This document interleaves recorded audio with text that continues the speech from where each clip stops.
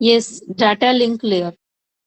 Data link layer आपने OSI model किया था, हमने ओएसआई मॉडल में बहुत सारी लेयर्स थी, इफ यू रिमेम्बर। उसमें आपकी काफी सबसे ऊपर एप्लीकेशन लेयर थी, फिर आपकी प्रेजेंटेशन लेयर थी, फिर सेशन लेयर थी, network layer, this data link layer and physical layer. तो फिजिकल लेयर हमने रीड कर लिया था ट्रांसमिशन के अंदर, ट्रांसमिशन चैनल्स के अंदर कि कौन सा चैनल यूज करता है, क्योंकि physical layer deal with the transmission media. उसके बाद सेकंड जो लेयर है आपकी वो है data link layer. This is the diagram कि डाटा जो डाटा लिंक लेयर है उसका काम क्या है। वो नेटवर्क, क्योंकि इससे ऊपर वाली लेयर होती है नेटवर्क लेयर और इससे नीचे वाली लेयर होती है आपकी फिजिकल लेयर। तो ये नेटवर्क लेयर से डाटा को उठाएगी, जो भी इंफॉर्मेशन उसने दी है वो उसको उससे पिक करेगी और उसको डिवाइड कर देगी पैकेट्स के अंदर। पैकेट्स के अंदर उसको डिवाइड करेगी, साथ के साथ ही उस पे सीआरसी भी ऐड करेगी। सीआरसी का मतलब क्या होता है, साइक्लिक जो रिडंडेंसी चेक्स हैं वो लगा देगी, ताकि जो भी फाइंड आउट कर सके। उस चेक्स का मतलब क्या है, हर एक पैकेट के ऊपर सीक्वेंस डाल देना, हर एक पैकेट्स की नंबरिंग कर देना, साथ के साथ ही जो उस पे कुछ कोड लगा देना, कोड अटैच कर देना, ताकि कोई भी अगर कोई बीच में कोई पैकेट मिस हो जाता है, कोई पैकेट डैमेज हो जाता है, तो वो दोबारा फिर से उसको रीसेंड कर सके। तो ये काम हमारा डाटा लिंक लेयर का है। नेटवर्क लेयर से उठाया डाटा, उसको फ्रेम्स में कन्वर्ट कर दिया, उस पे उसको अनकोडिंग कर दी, उसकी सिक्वेंसिंग कर दी, दैट मीन्स उस पे कुछ एरर डिटेक्टिंग कोड लगा दिए, कुछ चेकसम लगा दिए, और आगे जाके उसको फिजिकल लेयर के अंदर ट्रांसमिट कर देना। This is the task of data link layer. First and पे करने के बाद सेकंड एंड पे भी जैसे डाटा लिंक लेयर ही होएगी, सेकंड एंड पे फिजिकल लेयर, फिर data link layer receiver and पे भी होनी है। रिसीवर एंड पे डाटा लिंक लेयर का काम फिर से वही है, फिजिकल लेयर से डाटा लिया, उसको चेक किया, सारे सीक्वेंसिंग चेक की कि बिल्कुल प्रॉपर है, और अगर मान लो कोई फ्रेम डैमेज है तो दोबारा फिर से डिमांड कर दी डाटा दूसरे सेंडर एंड की डाटा लिंक लेयर से, वो फ्रेम दोबारा फिर से ले लिया और आगे जाके नेटवर्क लेयर के पास पास कर दिया। This is the task of your data link layer. अब इसके अंदर दो सब लेयर्स होती हैं, logical link layer and MAC. Logical layer जो है वो जैसे आपको पता है एक डिवाइस से बहुत तरह के डिवाइसेस कम्युनिकेट करते हैं। ये नहीं कि अगर आपसे एक विंडोज 7 वाला पीसी अगर कम्युनिकेट कर रहा है तो हमेशा वही करेगा। हम मोबाइल के थ्रू भी कम्युनिकेट कर सकते हैं। अलग अलग ऑपरेटिंग सिस्टम्स होते हैं, अलग अलग फ्रिक्वेंसी के डिवाइसेस होते हैं जो कम्युनिकेट करते हैं किसी भी सिस्टम से। तो उन डिवाइसेस को हैंडल करने का काम हमारा क्या है, लॉजिकल लिंक लेयर का, कि कौन से लॉजिकल ऑपरेशंस अप्लाई करती है कि कौन से डिवाइस को किस तरह से हैंडल करना है। And second one is the MAC. MAC मतलब जो अलग अलग डिवाइसेस है उनके डिफरेंट टाइप ऑफ मीडिया वो ट्रांसफर करते हैं, उनको हैंडल करने का काम हमारा मीडिया एक्सेस कंट्रोल का है, जिसको मोस्ट प्रोबेबली हम मैक बोलते हैं। अब फंक्शंस क्या हैं इसके। फंक्शन सबसे पहले जो मेन फंक्शन है, जैसे हमेशा ही बोला जाता है डाटा लिंक लेयर का काम क्या है, इट डू द फ्रेमिंग। तो मेन फंक्शन इसका क्या है, फ्रेमिंग करना, फ्रेम्स बनाना, कि जो नेटवर्क लेयर से इंफॉर्मेशन लिया उसको चंक्स में डिवाइड कर दिया और उसको फ्रेम्स में कन्वर्ट कर दिया। सेकंड है फिजिकल एड्रेसिंग। हर एक फ्रेम के ऊपर फिजिकली एड्रेस कर दिया, मतलब सिक्वेंसिंग डाल दी, यूजर सेंडर का एड्रेस चेक कर लिया, वो सारा का सारा काम हमारा इसी लेयर का है। एरर कंट्रोल मतलब जैसे मैंने बताया था कोडिंग डिकोडिंग करने का काम इसका है। तो कुछ चेकसम लगा दिए, कोई एरर्स अगर आते हैं, कुछ एरर की प्रॉब्लम आती है तो वो सॉर्ट आउट हो सके।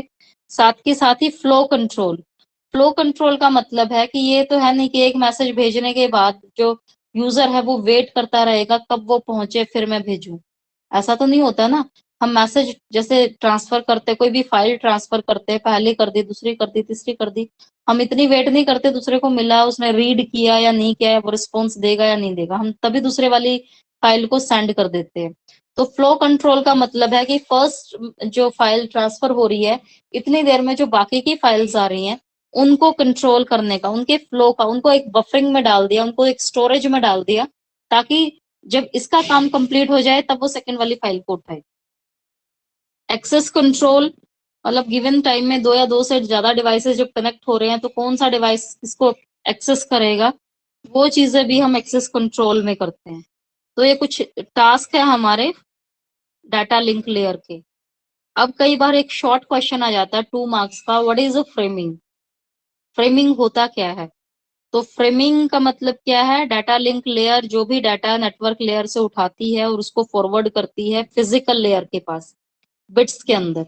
तो जो बिट्स ऑफ डाटा है वो जो फिजिकल लेयर है, यूं का यूं उसको आगे केबल्स में ट्रांसमिशन मीडिया में भेज देता है। तो वो जो फिजिकल लेयर डाटा को भेज रही है, वो ये नहीं है कि सीधा उसने ट्रांसमिशन डाटा लिंक लेयर ने नेटवर्क से उठाया और फिजिकल लेयर को दे दिया। जैसे भी बताया था बीच में, वो फ्रेमिंग करती है। फ्रेमिंग के अंदर वो एरर डिटेक्शन कोड भी अप्लाई करती है, चेकसम्स भी अप्लाई करती है, सीक्वेंसिंग भी डालती है, कोडिंग डिकोडिंग भी करती है। तो वो सारे का सारा काम करने के बाद वो फिजिकल लेयर को डाटा देती है। तो फ्रेमिंग उसी चीज को बोलते हैं कि फ्रेमिंग का मतलब है process of dividing the bit stream of information into logical groups, कि जो भी इंफॉर्मेशन नेटवर्क लेयर से उठाई उसको छोटे छोटे पार्ट्स में डिवाइड कर देना और उस पर कुछ ऑपरेशंस अप्लाई कर देना, सीएलसी अप्लाई कर देना, मतलब चेकसम्स अप्लाई कर देना, सीक्वेंसिंग उसके अंदर डाल देना, जो जो भी हमने इसके टास्क पढ़े हैं अभी डाटा लिंक लेयर के, तो उसको हम बोलते हैं फ्रेम। अब चेकसम क्या होता है? चेकसम होता है हर frame is computed in order to guarantee that bit stream is error free. जैसे मैंने बताया था, चेकसम का मतलब है उसमें एरर डिटेक्शन कोड लगा देती है। तो उसी को चेकसम बोलते हैं कि किसी भी मॉडल के अंदर, किसी भी फ्रेम के अंदर कोई अगर एरर है तो साथ के साथ ही वो फाइंड आउट हो जाए कि क्या एरर है।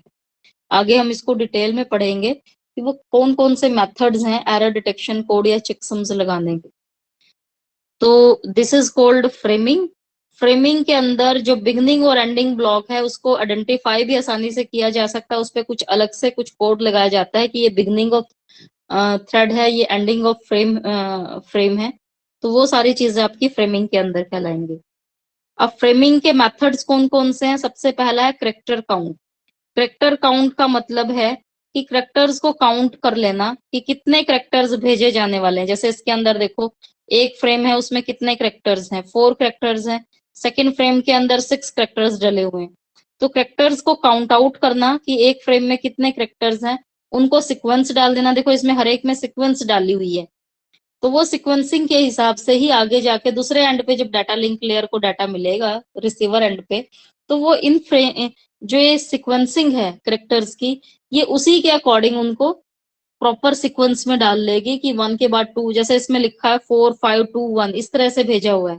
तो आगे जाके दूसरे एंड पे ऑटोमेटिकली 1 2 3 4 जो भी सीक्वेंस कंप्लीट है उसके अकॉर्डिंग डाटा को कर लेगी, ताकि अरेंज कर लेंगे ताकि वो जो मैसेज है वो प्रॉपर जिस फॉर्मेट में भेजे है वैसे ही रहे। ड्रॉबैक इसका ये है, अगर लेंथ हमारी फील्ड की बहुत ज्यादा है तो उसको कंप्यूट करने में बहुत प्रॉब्लम आती है। बीच में कोई भी चीज में करप्शन आ गई तब सारा का सारा मैसेज आपका करप्ट हो जाता है। ओके, नेक्स्ट आपका है करेक्टर स्टफिंग। करेक्टर स्टफिंग के अंदर, इसके अंदर जो हर एक फ्रेम है उसको अस्काई करेक्टर में रिप्रेजेंट किया जाता है, अस्काई कोड लगाया जाता है, और सीक्वेंस के आगे हर जगह DLE STX ये लगाया जाता है। एंड अगर है सीक्वेंस का तो DLE ETX लिखा जाएगा। अब ये DLE क्या है? Data link escape use for the DLE। STX होता है स्टार्ट ऑफ टेक्स्ट, ETX होता है एंड ऑफ टेक्स्ट। तो हर एक फ्रेम के एंडिंग एंड स्टार्टिंग के अंदर ये हमारा DLE STX लिखा जाएगा और एंडिंग में के अंदर DLE STX ETX लिखा जाएगा। जैसे कि इस डायग्राम में आपको दिखाई भी दे रहा होगा, इन दिस डायग्राम स्टार्टिंग के अंदर STX DLE एंड एंडिंग के अंदर DLE ETX, कि ये स्टार्ट है ये एंड है, ये साथ के साथ ही मेंशन किया जाता है। क्लियर? ताकि फ्रेम हमारा प्रॉपर रहे, हर एक फ्रेम के स्टार्टिंग और एंडिंग में ये मेंशन किया जाएगा। अब इसका एडवांटेज क्या है? फायदा ये है कि बहुत सारे चांसेस होते हैं कई बार मतलब डाटा के हार्म होने के, जैसे कि करेक्टर वाले में हुआ था, करेक्टर आगे पीछे हो जाते हैं जिससे फ्रेम्स में प्रॉब्लम हो जाती है। लेकिन इसके अंदर हर फ्रेम के अंदर एंडिंग और स्टार्टिंग DLE STX और ETX से है, तो फ्रेम्स के मिक्स होने के चांसेस हमारे नहीं रहेंगे। अब सेकंड इसका ड्रॉबैक क्या है? ड्रॉबैक ये है कि एक्स्ट्रा सीक्वेंस है, जैसे DLE STX बार बार लगाए जाते हैं जो एक्स्ट्रा मेमोरी को वेस्ट कर देते हैं। तो ये इसका कुछ ड्रॉबैक है। आज हम इतना ही करेंगे, बाकी हम कल करेंगे। कल जो मतलब नेक्स्ट वीक आपका स्टार्ट करेंगे, जो आपका बाकी का टॉपिक है। और आप इन द मीन टाइम आप अपने टेस्ट के लिए तैयार रहना। अपना टेस्ट जो है कल होना है 11:15। अपने ग्रुप में भी मैसेज कर देना, जो आपका अलग से पर्सनल ग्रुप है। अपने फ्रेंड सर्कल्स को भी बता देना जो टेस्ट देना चाह रहे हैं, because it will be add in the assessment marks. Okay, thank you, thanks for listening, have a nice day.